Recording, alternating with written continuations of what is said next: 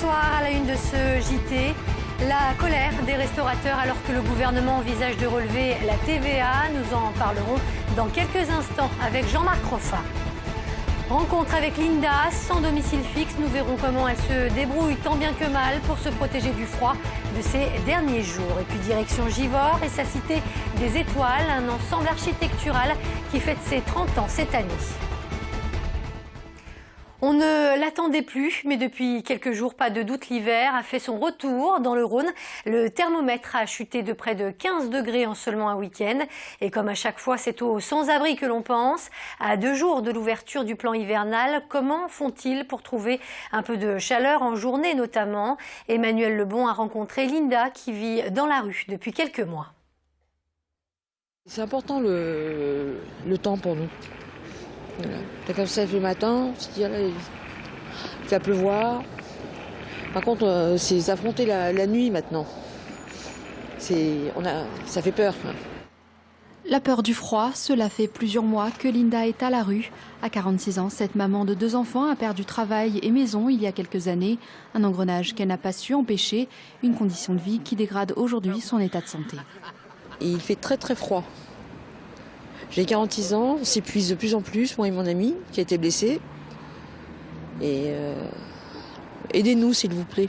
Avec la chute brutale des températures, Linda et son compagnon Étienne sont inquiets. Le soir venu, ils ont réussi à trouver le hall d'une résidence pour les abriter le temps de la nuit. Et les journées, elles, sont parfois très longues. Le matin, on s'en va vers les associations de façon à pouvoir prendre une douche, se changer, prendre un repas à midi. Sinon, les après-midi, bon, étant donné qu'on ne travaille pas en ce moment, on reste à la plage Jean Massé avec nos amis qui sont à la rue aussi. Et puis on partage notre morceau de pain. Le dispositif hivernal devrait entrer en vigueur le jeudi 1er novembre. Dans le Rhône, ce sont près de 810 places d'hébergement d'urgence supplémentaires qui devraient être proposées aux sans-abri. Le standard du 115 est lui déjà saturé. Fait divers, un homme de 20 ans s'est suicidé ce dimanche en pleine rue d'une balle en pleine tête. Cela s'est passé peu avant minuit dans le quartier de la Guillotière. L'affaire est d'autant plus étrange que le jeune homme avait quitté son domicile du Nord-Isère en fin d'après-midi avant de contraindre un automobiliste à le déposer grande rue de la Guillotière.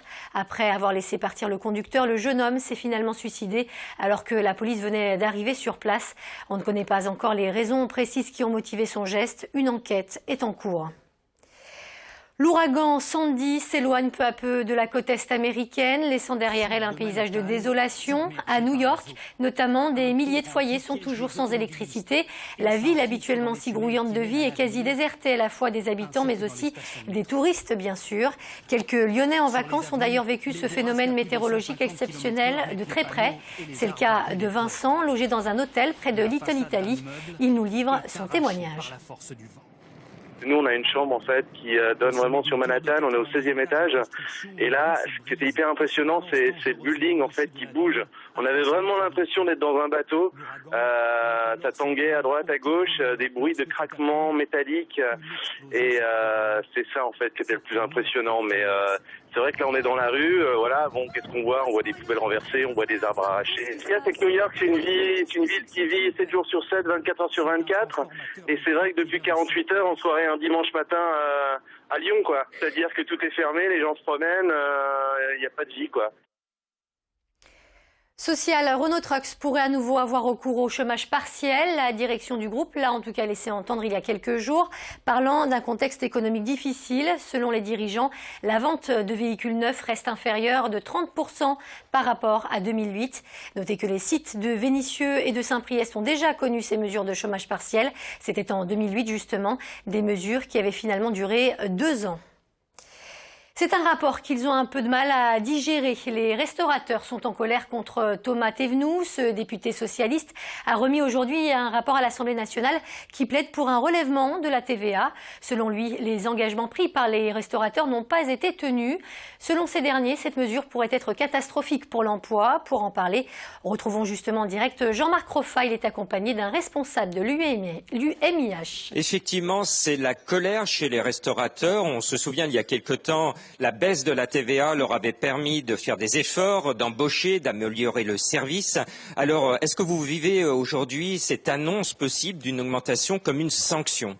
Alors, une vraie sanction, puisque le rapport Thévenoud qui vient de sortir est un rapport à charge, qui se base sur des éléments qui n'étaient pas ceux du départ. On change la règle du jeu en cours de route.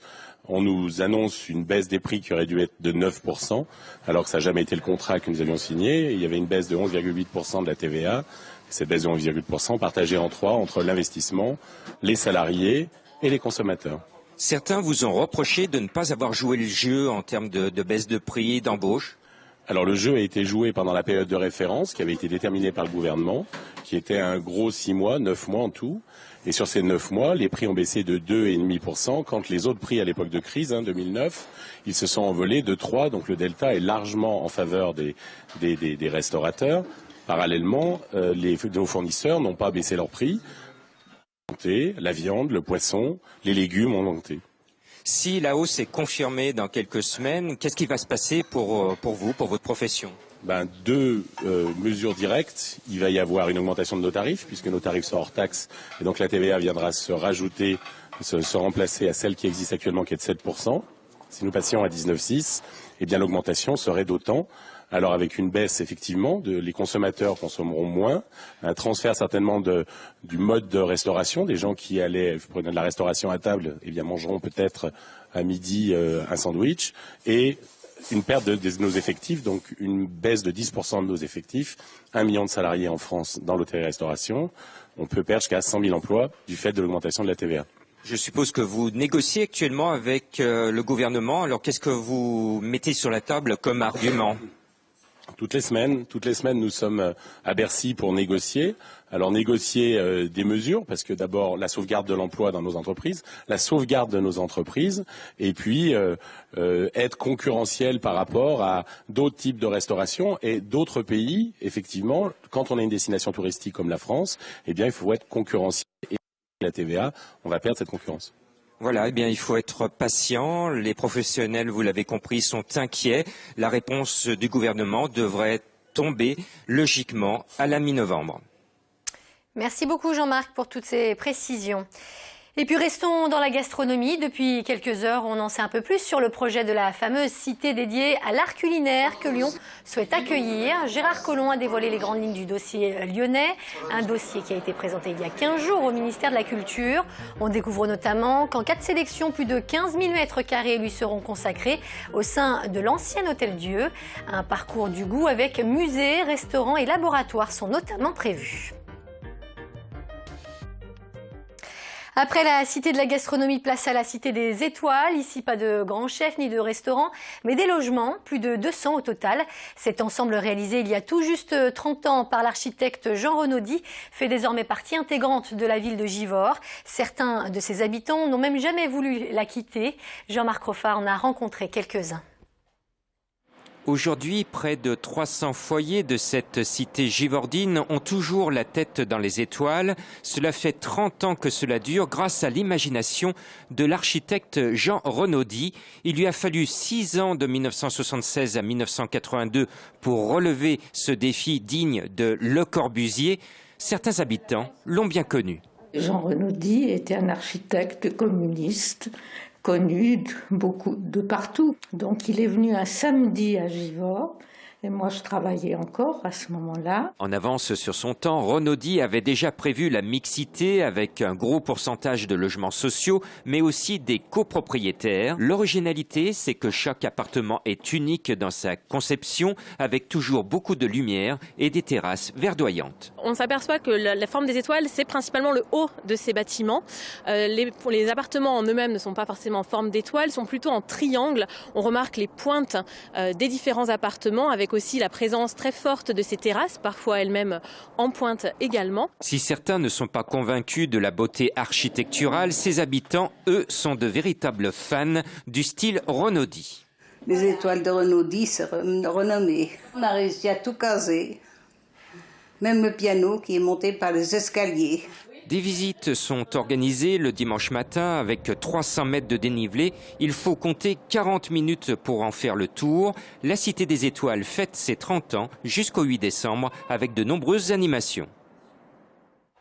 Et c'est la fin de ce JT. Merci de nous avoir suivis. Rendez-vous demain à midi en direct pour un nouveau point sur l'information. En attendant, passez une excellente soirée sur TLM.